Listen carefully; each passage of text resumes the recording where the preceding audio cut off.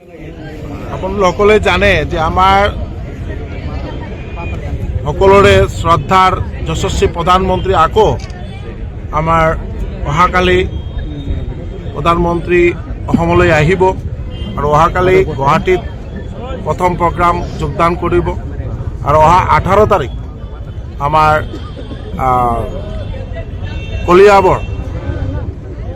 18 তাৰিখ ৰাতিপুৱা 10টা বজাত প্ৰধানমন্ত্ৰী ইয়াত এলিভেটেড কৰিডৰ 35 কিলোমিটাৰ যেটো এলিভেটেড কৰিডৰ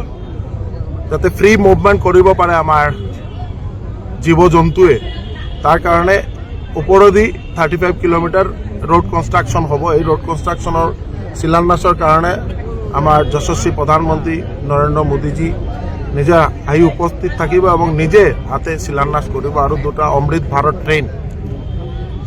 प्रधानमंत्री महोदय फ्लैग अफ करिब तार कारणे